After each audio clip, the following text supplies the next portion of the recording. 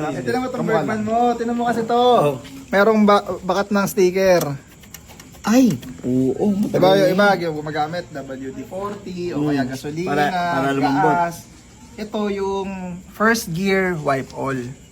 White ball. Kasama na niyan yung microfiber, tas ito yung solution niya. In-explain ko nga kay Pacboy kung paano ginagamit yung wipe all. Sabi ko, ibabad mo muna yung mga sticker marks or yung mga minor scratches. Kahit mga 20 seconds mo lang ibabad mga sir, then punasan mo na ng microfiber cloth. Fast forward ko na yung video kasi ang hirap pala mag-explain sa lasing. Itim yun eh, itim. Wala na. Hindi ko dinidian masyado, boy. Sakto lang. Wala, balik mo yan, Sir Mel. Ibalik mo yung itim dyan. Ito, may timo. Ah.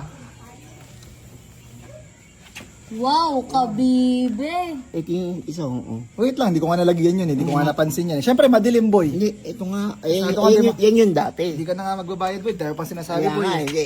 Ngayon dati, balik mo yung itim dyan. Ibalik mo. Ito naman yung nandito sa baba. Pwede yan sa mga gas-gas, sir. Ay, oo. Actually, yung mga hawa ng pintura, di ba pag kunyari may nabangga ka sa sasakyan or nahagingan ka ng sasakyan tapos humawa yung pintura niya, basta hindi bumabaon yung kuko, Oo, yun nga. kaya niya yun tanggalin.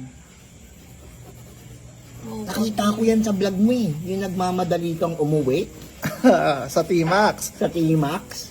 Yan pala yun. Ay, aray ko. Aray ko, ba't tinanggal mo yung itim dyan? Ibalik mo yan, Sir Mel. Bakit may sentimental value ba yun, boy? Yun yung time na kinarga ko yung baka dito. Tinaskas-tipan ko. Yung lechong baka, no, Gar? Oo. Di ba? Galing Sila naman pala eh. Galing. Saka hindi nakakagas-gas, oh. Actually, may dagdag ano pa yun? Kikintab. Kumikintab. Kikintab. Ayan, kitang-kita yun. Glossy na lalo. First gear wipe all, available sa comment section for only 350 pesos. Doon. 350 lang yan. Ay, balik mo muna yung itim dyan.